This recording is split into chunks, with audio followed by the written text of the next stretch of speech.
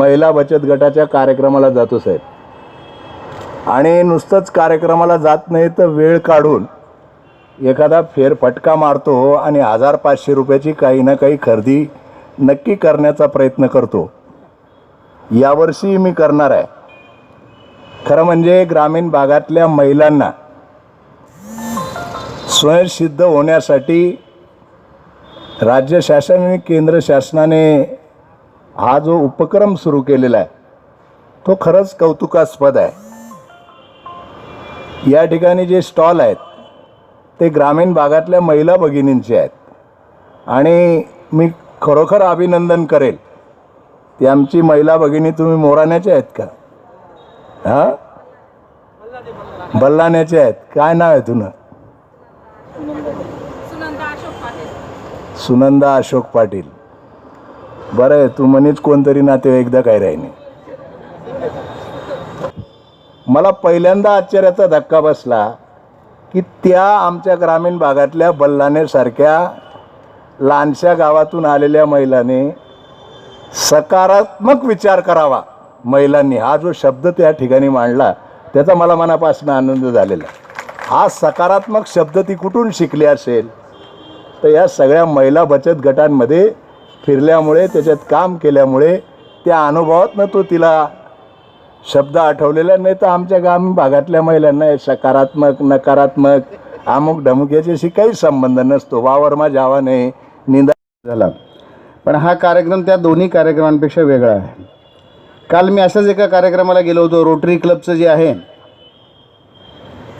Rotary क्लबचं festival तुमच्या बऱ्याच लोकांना माहीत असेल की इथे 3-4 दिवस होणार आहे, आणि त्याच्यामध्ये मोठे मोठे ब्रँड आणि मोठी मोठी दुकानं आहेत. तिथेही गर्दी बऱ्यापैकी होती. पण इथं आलो आणि एक वेगळा आनंद असा वाटला. जसं गर्दे भाऊसाहेबांनी सांगितलं की या महिला ज्या येतात, या महिलांच्या चेहऱ्यावर जे समाधान आहे ते इतर ठिकाणी कुठे बघायला मिळत नाही. याचं कारण असं आहे, तुम्ही पाटील साहेब बरोबर सांगितलं की एखादा माणूस जेव्हा फिरतो तेव्हा बऱ्याचदा त्याची कल्पना अशी असते की आपण यांना प्रोत्साहन द्यायचं आहे, म्हणून एखादी वस्तू नाही आवडली तरीसुद्धा आपण घेऊया कारण त्याला बरं वाटेल. तर तुमच्याकडे पाहिल्यावर मला असं अजिबात वाटत नाही तुमचा आत्मविश्वास. तुम्हाला हा आत्मविश्वास आहे की माझ्या दुकानामध्ये, माझ्या स्टॉलमध्ये एखादा ग्राहक आला तर तो नंतर येणारच आहे. जसं तुम्ही एक चांगलं उदाहरण दिलं की तुमचे एक मॅनेजर, त्यांनी एकदा पापड घेतले आणि मग प्रत्येक वेळेस विचारतात की ते पापड कुठे मिळतील. तर हे मला वाटतं तुमच्या सगळ्यांचं यश आहे, आणि म्हणून तुमचं जे नाव आहे स्वयंसिद्ध हे खरं नाव आहे. स्वयंसिद्ध म्हणजे काय? तर स्वतःला सिद्ध करणं.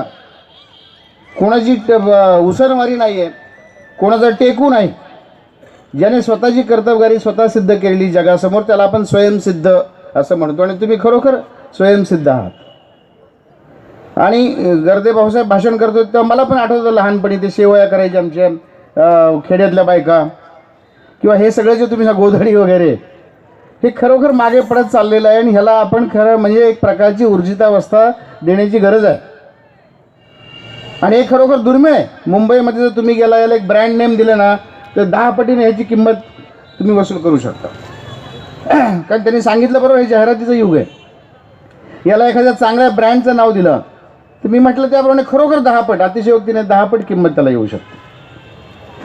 परंतु आपल्या महिलांना, ज्यांनी तुम्ही आता गुंडे साहेबांनी चांगलं उदाहरण दिलं किंवा मार्केटिंग म्हणजे काय त्यांनी सोप्या गोष्टीमधून सांगितलं. कल्पकता आहे, डोकं चालवतात, किंमत वाढत जाते. कसं आहे ते.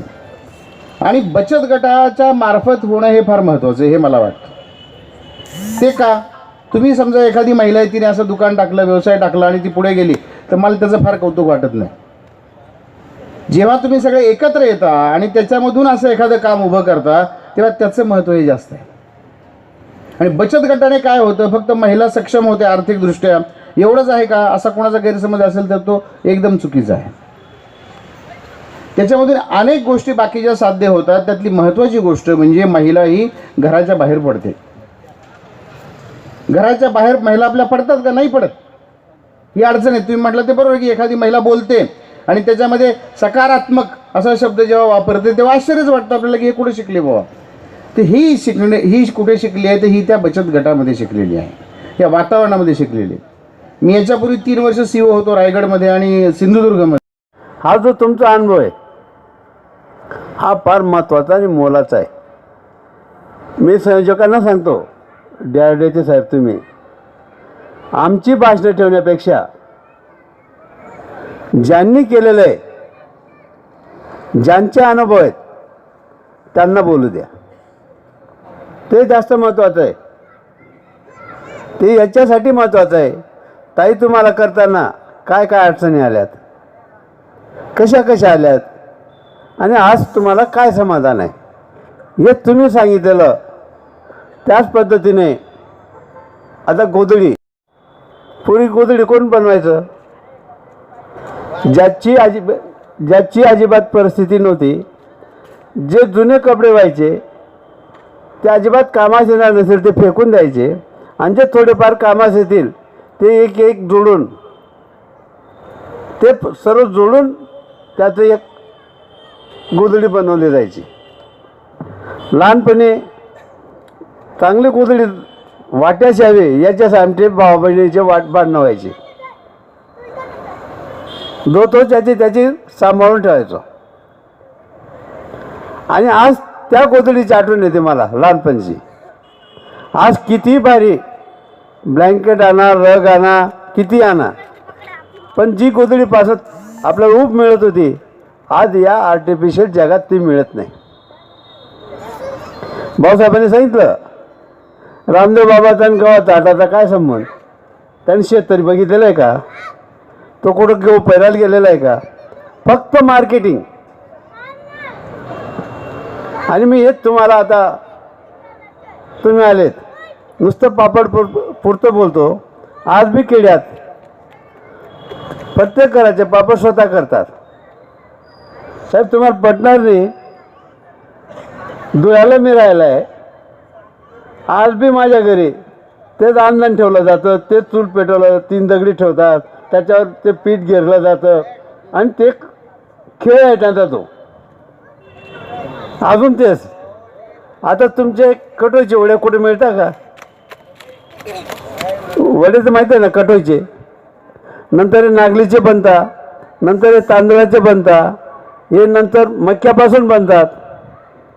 आणि हे जर नीट मार्केटिंग झालं, बाजारात आलं, त्यांची करायची पद्धत, शिजवायची पद्धत, त्याची भाजी करायची पद्धत, ही जर आपण त्याच्याबरोबर हे केली, लोकांना समजून सांगितले, तर हे कुठंच मिळणार नाही. कुठल्याही 5 स्टार हॉटेलमध्ये जा,